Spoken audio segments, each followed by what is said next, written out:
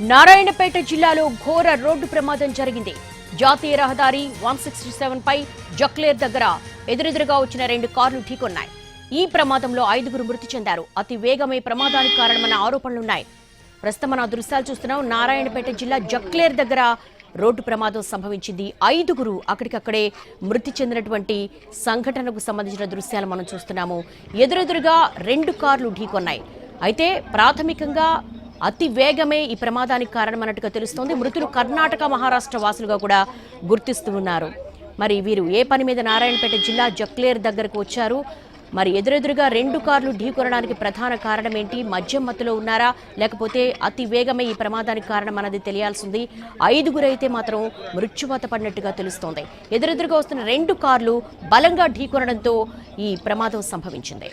నారాయణపేట జిల్లాలో ఘోర రోడ్డు ప్రమాదానికి సంబంధించినటువంటి దృశ్యాలు మనం చూస్తున్నాము. జాతీయ రహదారి 167 పై జక్లేర్ దగ్గర ఎదురెదురుగా వచ్చిన 2 కార్లు బలంగా ఢీకొన్నాయి. ఈ ప్రమాదంలో 5గురు మృత్యువాత పడ్డారు. దీనికి సంబంధించి లేటెస్ట్ అప్డేట్స్ మా ప్రతినిధి పాషాని అడిగి తెలుసుకుందాం. పాషా, అసలు నారాయణపేట జిల్లా జక్లేర్ దగ్గర ప్రమాదానికి ప్రాథమికంగా అందుతున్న సమాచారం ఏంటి?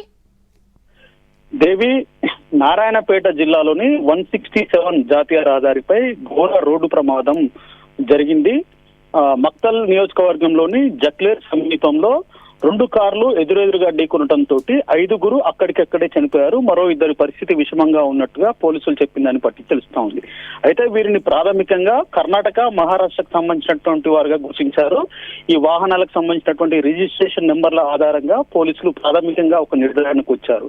అయితే కర్ణాటక నుంచి వచ్చేటువంటి వాహనంలో వీరంతా కూడా తీర్థయాత్రలు, డివోషనల్ ట్రిప్ కోసం పోయి వస్తున్నట్టుగా ఒక నిర్ధారణకు వచ్చినట్లు తెలుస్తా ఉంది. ఇక హైదరాబాద్ నుంచి మహారాష్ట్ర రిజిస్ట్రేషన్ నెంబర్ తో ఉన్న బండిని తీసుకొని కర్ణాటక వైపుకు వెళ్తున్నటువంటి వాహనాలు ఎదురెదురుగా 2 ఢీకొన్నాయి. సో 2 వాహనాల్లోని ఒక వాహనంలోని 2, మరో వాహనంలో 3 చనిపోయినట్టుగా పోలీసులు చెప్పిన దాన్ని బట్టి తెలుస్తా ఉంది. మరి కాసేపట్లో దీనికి సంబంధించినటువంటి పూర్తి వివరాలను వెల్లడిస్తాము. వారికి సంబంధించినటువంటి ఆధార్ కార్డులు, ఇతరత్ర ఐడెంటిటీ కార్డులను గుర్తించిన తర్వాత పూర్తి వివరాలు వెల్లడిస్తామని చెప్పేసి ఇప్పటికే నారాయణపేట జిల్లా ఎస్పీ పేర్కొనడం జరిగింది.